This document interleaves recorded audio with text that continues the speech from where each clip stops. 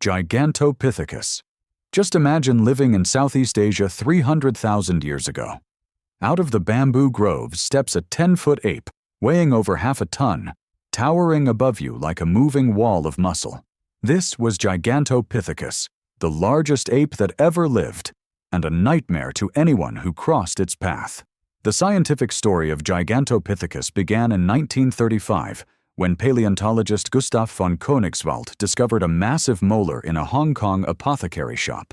Labeled as a dragon bone for traditional medicine, it turned out to belong to a giant ape. Since then, over 1,300 teeth and several jaws have been recovered, mostly from Southeast Asia, revealing a lineage of apes that dwarfed even the modern gorilla. The largest species, Gigantopithecus blacki, stood nearly 10 feet tall and weighed up to 1,200 pounds. Despite its terrifying presence, Gigantopithecus was a herbivore. Its deep jaws and thick molars were designed to grind bamboo and fibrous plants, though fruit like figs may also have been part of its diet. Fossil wear patterns even show cavities, a side effect of sugary fruits. Yet size was both its strength and weakness, a body that massive required endless food. Periodic bamboo die-offs likely caused devastating shortages, pushing populations into malnutrition. What makes Gigantopithecus so unnerving is not just its size, but its closeness to us. It lived alongside Homo erectus for nearly 500,000 years. Early humans surely recognized it not as a mindless beast, but as a primate, watchful, intelligent, and disturbingly familiar. One can imagine hunting groups pausing in fear as a Gigantopithecus stood silently at the tree line. The Megalodon was the apex predator of the Neogene seas, an immense lamniform shark known mostly from its mineralized teeth and, more rarely, dense vertebrae. Because sharks have cartilage skeletons that fossilize poorly, scientists reconstruct Megalodon's form from these limited parts, plus comparisons with living relatives. For years, it was depicted as a scaled-up great white, but newer work separates it into the extinct Otodontidae and suggests a different silhouette. Proportionally longer, more streamlined, closer to a colossal lemon shark profile than a chunky white shark. A celebrated Belgian specimen preserving 141 vertebrae indicates an individual with an approximately 11-meter trunk. Scaling conservatively yields total lengths around 16 meters, approximately 54 feet, for that shark, with upper bounds for giant individuals plausibly approaching 20 to 24 meters, 65 to 80 feet. Functionally, Megalodon combined endurance cruising with explosive bursts. Its dorsal and tail fins were likely tall and efficient for sustained travel, and geochemical evidence points to elevated metabolism compared with many sharks. But skin scale, placoid anatomy implies it was not a constant high-speed torpedo, rather a powerful ambusher capable of rapid accelerations when striking prey. Bite mark evidence on marine mammals show it specialized on calorie-rich targets: small to medium whales, dolphins, and large pinnipeds. Energetic modeling suggests a large Megalodon could meet daily needs by intermittently consuming blubbery prey, then ranging widely, potentially across ocean basins, to find the next kill. Megalodon thrived roughly 23 to 3.6 million years ago, then disappeared as climates cooled, sea levels and coastal habitats shifted, and whale faunas reorganized toward colder waters. Increasing competition from emerging apex predators, including early orcas, further pressured a specialist reliant on warm, productive shelves and abundant marine mammals. The Mosasaurus was not a dinosaur but a marine reptile, part of the same lineage as monitor lizards and snakes. It lived between 82 and 66 million years ago, ruling the oceans of the late Cretaceous. The largest species, Mosasaurus hoffmanni, could reach lengths of nearly 17 meters, about the size of a city bus, making it one of the most fearsome predators the seas have ever known. Its body was perfectly adapted for life underwater. Fossil evidence from Jordan has revealed the outline of a powerful, shark-like tail fluke, showing that Mosasaurus propelled itself with side-to-side strokes, much like modern sharks. Its limbs had evolved into strong paddles for steering, giving it both speed and agility in pursuit of prey. The jaws of Mosasaurus were lined with conical, serrated teeth designed for seizing slippery victims. Even more terrifying, A second row of teeth on the roof of its mouth, known as pterygoid teeth, ensured that once prey was caught, there was no escape. This adaptation allowed Mosasaurus to drag struggling animals deeper into its throat before swallowing them whole. Its diet was as diverse as it was brutal. Fossilized stomach contents and bite marks reveal that Mosasaurus preyed on fish, sea turtles, plesiosaurs, ammonites, and even other mosasaurs. It was an opportunistic hunter, the undisputed apex predator of its ecosystem. Like many marine reptiles, Mosasaurus disappeared in the mass extinction 66 million years ago. When the asteroid impact disrupted global ecosystems, the ocean's food chains collapsed. The reign of Mosasaurus ended suddenly, but its fossils continue to remind us that Earth's seas were once patrolled by a reptile every bit as terrifying as the dinosaurs on land. Spinosaurus aegyptiacus was one of the strangest and most formidable predators to ever walk the Earth. Living in North Africa around 100 million years ago, it grew to nearly 15 meters in length, longer than T. rex, and carried on its back a spectacular sail of elongated spines, each over a meter tall. The function of this sail is still debated. It may have been a display structure to attract mates, a heat regulator, or even a way to intimidate rivals. What truly set Spinosaurus apart was its life in water. Its long, crocodile-like snout was packed with conical teeth, designed for gripping slippery prey. Isotope studies of its bones reveal it fed heavily on fish, while fossils of its dense limb bones and a newly discovered paddle-like tail suggest it was well adapted for swimming. Unlike most theropods, Spinosaurus likely spent much of its time in rivers and lagoons, using its powerful tail to propel itself through the shallows. Yet researchers debate just how aquatic it was. Some studies argue it was a deep-water hunter, while others suggest it waded like a giant heron, ambushing prey near shore.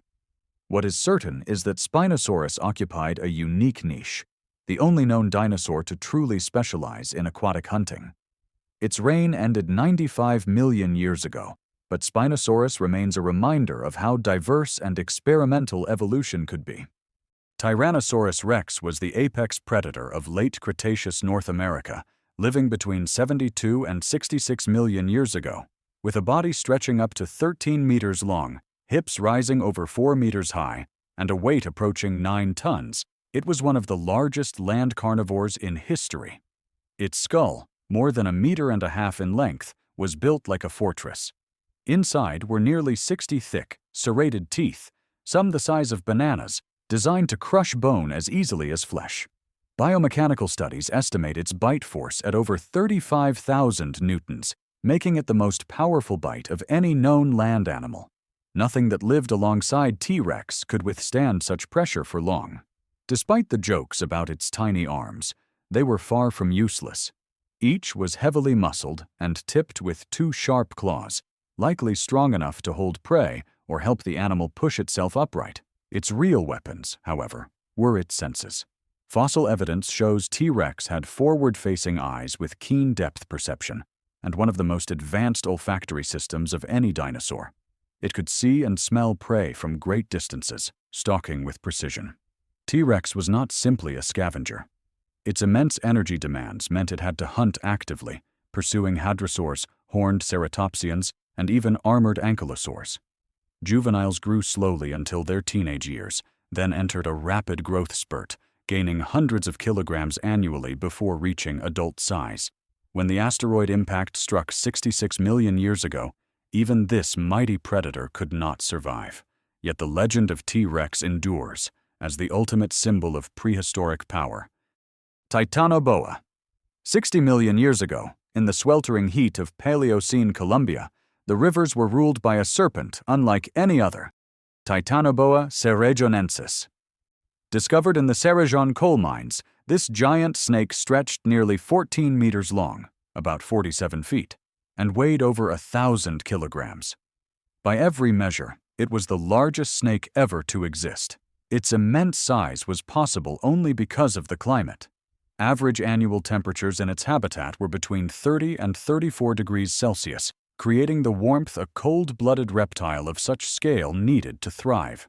Titanoboa belonged to the boa family, But unlike today's constrictors, it was strongly adapted to a semi-aquatic lifestyle. Fossil evidence, including skull fragments, shows it hunted mainly in water, feeding on massive fish, prehistoric turtles, and even early crocodiles.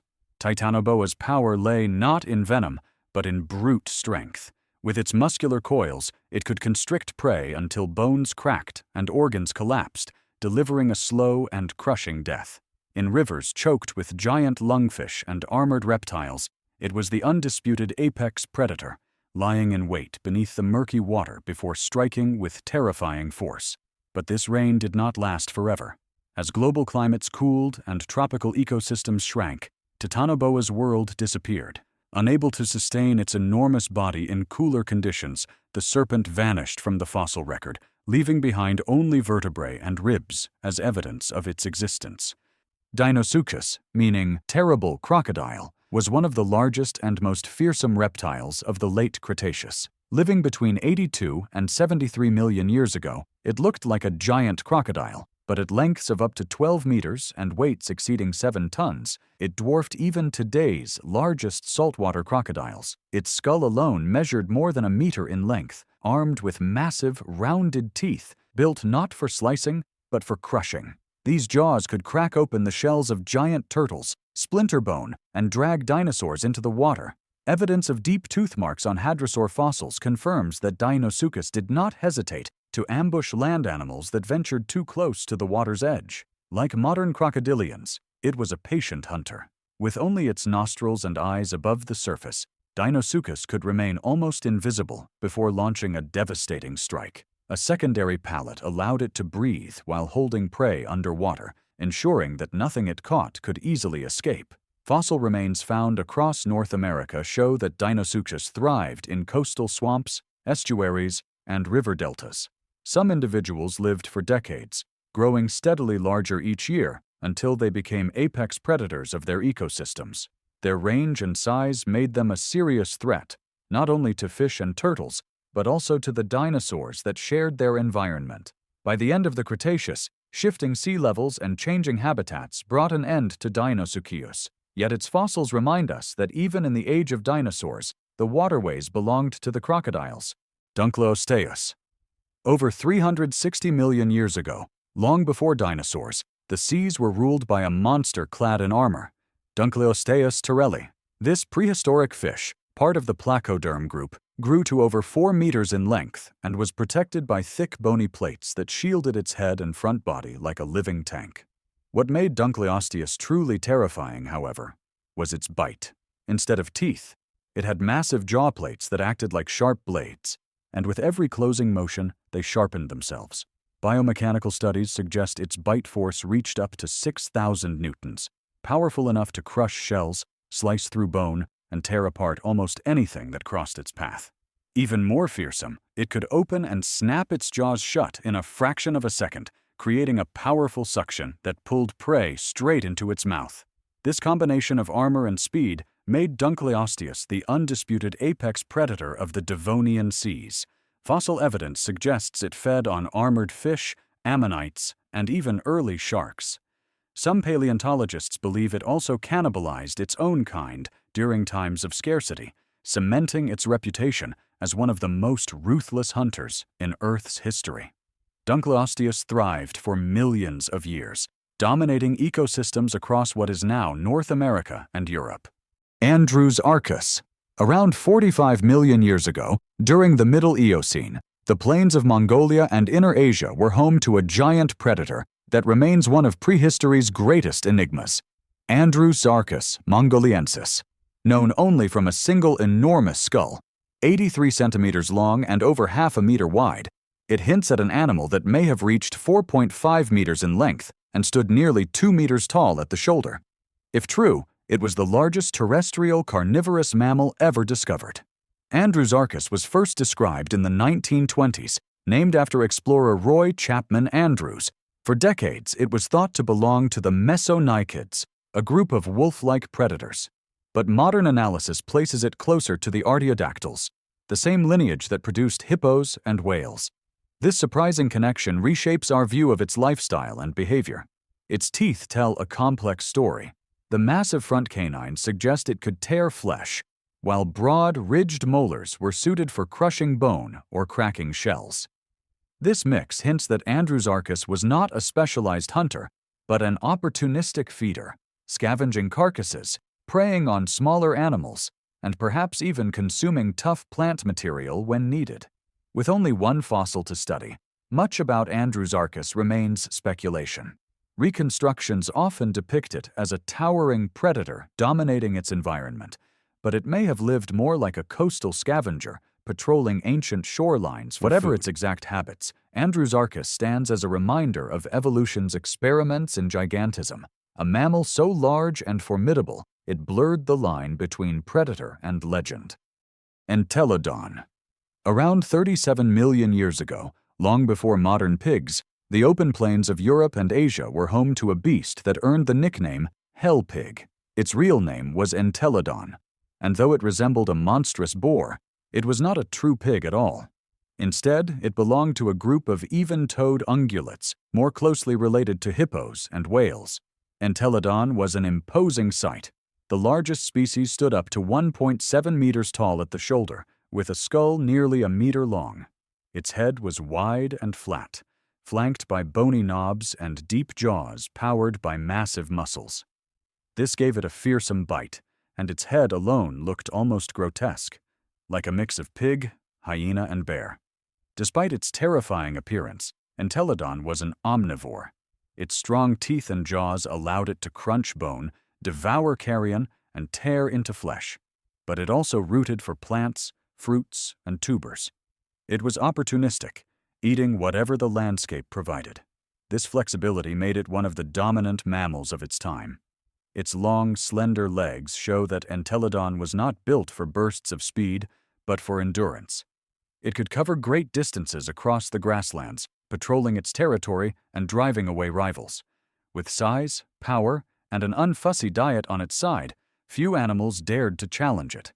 By the early Miocene, Entelodon disappeared, replaced by newer mammal lineages.